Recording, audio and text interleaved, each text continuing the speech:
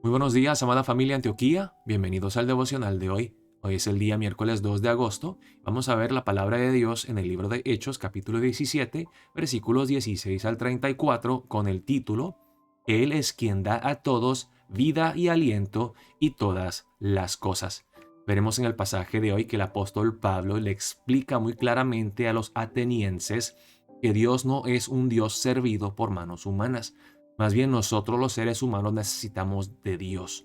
Dios no nos necesita a nosotros. Vamos a ver la palabra empezando en el versículo 16. Dice la palabra de Dios así.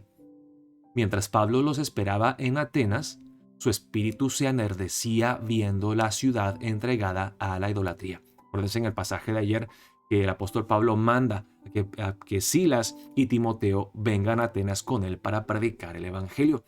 Y mientras está esperando la llegada de sus dos hermanos, él ve la idolatría en Atenas y se llena de indignación y de tristeza.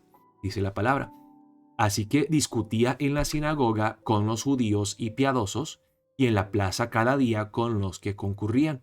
Y algunos filósofos de los epicúreos y de los estoicos disputaban con él. Y unos decían, ¿qué querrá decir este palabrero? Y otros, parece que es predicador de nuevos dioses, porque les predicaba el evangelio de Jesús y de la resurrección.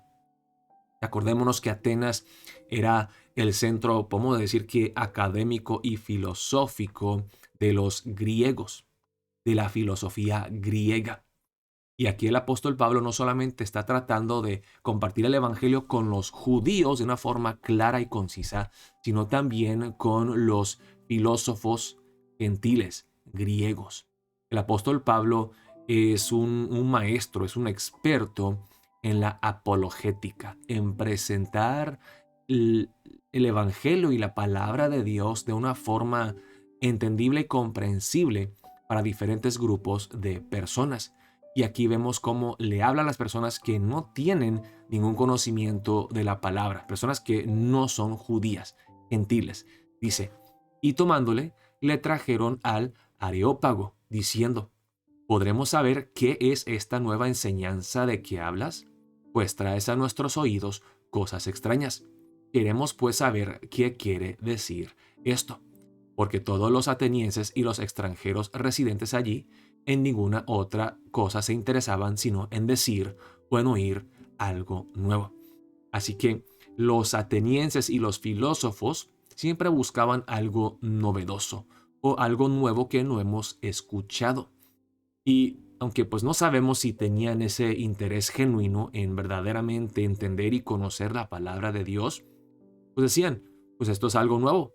Vamos a escucharle para ver qué nos tiene que ofrecer este tal Pablo, este predicador, este maestro. Entonces, Pablo, puesto en pie, en medio del Areópago, dijo, varones atenienses, en todo observo que sois muy religiosos. Vemos cómo el apóstol Pablo no empieza atacando a las personas. Hermanos, nosotros tratamos de compartir el evangelio con los católicos romanos, por ejemplo. No deberíamos de empezar con la idolatría y decir ustedes son un montón de idólatras ignorantes. No, aquí el apóstol Pablo les habla de una forma respetuosa y amable, destacando algunas cosas positivas, pero luego corrigiendo las partes deficientes de sus creencias, de su teología. Dice, porque pasando y mirando vuestros santuarios, hallé también un altar en el cual estaba esta inscripción: al Dios no conocido. Vemos cómo el apóstol Pablo es muy sabio, muy perspicaz, muy inteligente en acercarse a las personas de una forma respetuosa, pero a la misma vez firme y confrontadora. Ustedes son muy religiosos y yo respeto eso. Yo creo que, pues sí, todos creemos que hay un Dios, que hay un ser supremo.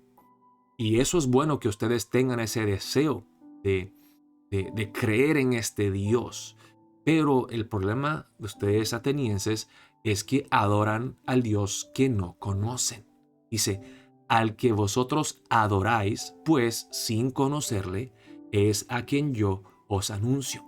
el Dios que ustedes andan buscando, que quieren adorar, pero no lo conocen correctamente, yo les voy a hacer saber quién es este Dios. Yo tengo la respuesta a sus preguntas de una forma respetuosa, de una forma reverente.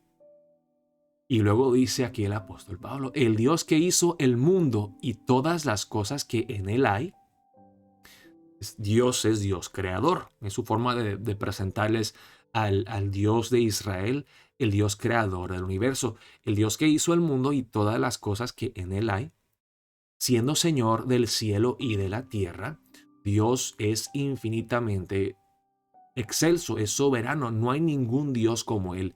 Dios es único, no es un Dios entre dioses, es Señor del cielo y de la tierra. No habita en templos hechos por manos humanas, ni es honrado por manos de hombres como si necesitase de algo, pues Él es quien da a todos vida y aliento y todas las cosas. De una forma respetuosa pero firme, Él confronta la idolatría de los atenienses y les dice, ok, está bien que ustedes tengan ese deseo de adorar a Dios, pero si adoran a un diosito pequeño que necesita que el ser humano lo sirva, entonces lo siento mucho, pero no es Dios. No es Dios digno de adorar, no es Dios grande, no es Dios todopoderoso, no es un Dios que yo desearía alabar.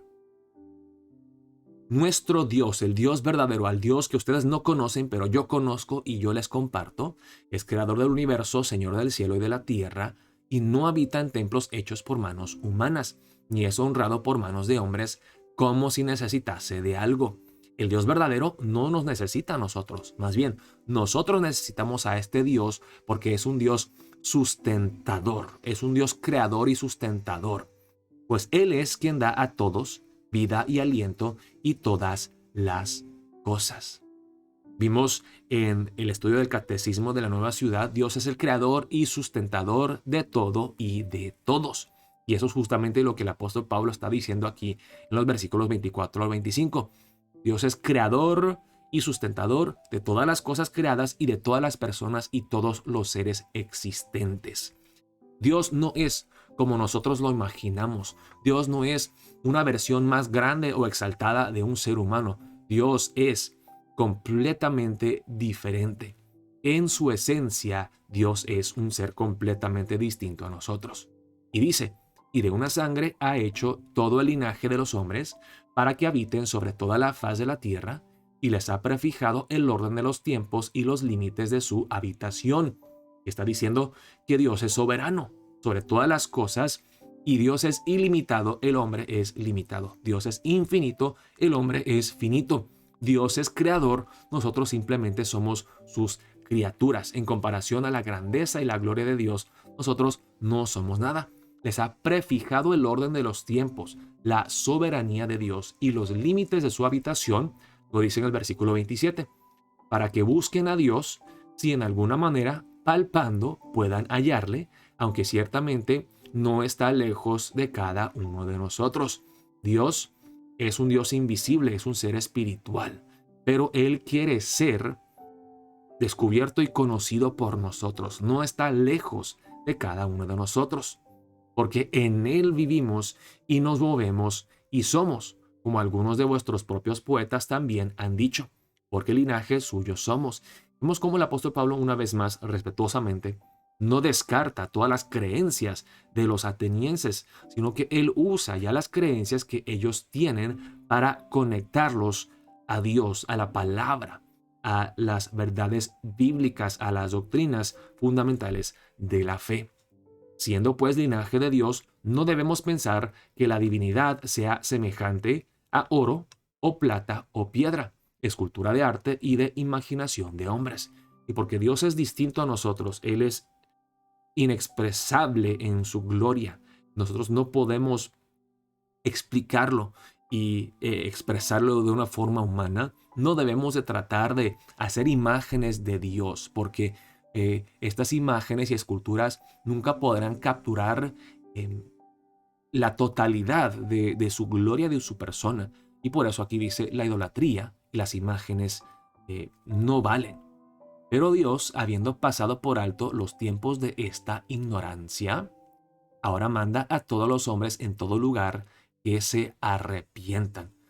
Vean aquí, hermanos, muchas veces creo que nosotros decimos que somos ignorantes. Cuando decimos que no sabemos algo, nos hacemos los víctimas. Soy ignorante porque nadie me enseñó. ¿Ok? Así que no es mi culpa si yo no conozco a Dios. Pero miren lo que dice aquí el apóstol Pablo. Habiendo pasado por alto los tiempos de esta ignorancia, ahora manda a todos los hombres en todo lugar que se arrepientan. Cuando hablamos de nuestra ignorancia, no siempre somos víctimas, sino que nosotros a veces nos mantenemos en ignorancia. En nuestro orgullo no queremos conocer a Dios, no queremos someternos a lo que Dios nos revela de su persona y de su carácter a través de la naturaleza, a través de la revelación general. Rechazamos a Dios y por nuestro rechazo y nuestra ignorancia debemos de arrepentirnos. Somos culpables de nuestra ignorancia y nuestra rebeldía. No somos víctimas. No podemos echarle la culpa a otra persona ni a Dios. Por cuanto ha establecido un día en el cual juzgará al mundo con justicia por aquel varón a quien designó, dando fe a todos con haberle levantado de los muertos. Dice, Dios es un Padre amoroso y creador, pero también es un juez justo que nos juzgará según nuestras obras y nosotros somos pecadores. Dios está airado contra nuestro pecado. Pero cuando oyeron lo de la resurrección de los muertos, unos se burlaban y otros decían, ya te oiremos acerca de esto otra vez. Y así Pablo salió de en medio de ellos. Mas algunos creyeron, juntándose con él, entre los cuales estaban Dionisio el Areopagita, una mujer llamada Dámaris, y otros con ellos. Y como vemos en el libro de Hechos, los que Dios ya había decidido, predestinado a creer, creyeron el Evangelio al escuchar las buenas nuevas predicadas y proclamadas por el apóstol Pablo. Aprendemos muchas cosas acerca de la apologética y de cómo presentar el Evangelio de una forma respetuosa, pero también firme, que trae convicción, que confronta a las personas en su ignorancia y en sus creencias antibíblicas e incorrectas. Vamos a empezar el día de hoy orando de esta manera. Oh Dios, ayúdame a tener la sabiduría del apóstol Pablo en compartir el Evangelio y ayúdame a entender que todo ser humano quiere creer en este tipo de Dios, un Dios que no depende de nosotros, un Dios excelso, glorioso, poderoso, un Dios que no necesita nuestra ayuda, que más bien nos puede ayudar a nosotros y nos puede salvar a nosotros en nuestro estado de desesperación, de perdición. Oremos que Dios nos dé la sabiduría para presentar el Evangelio de esta forma sabia, amorosa y firme, como lo hace el apóstol Pablo. Oremos de esa manera para empezar el día de hoy. Que los bendiga, amada familia Antioquía.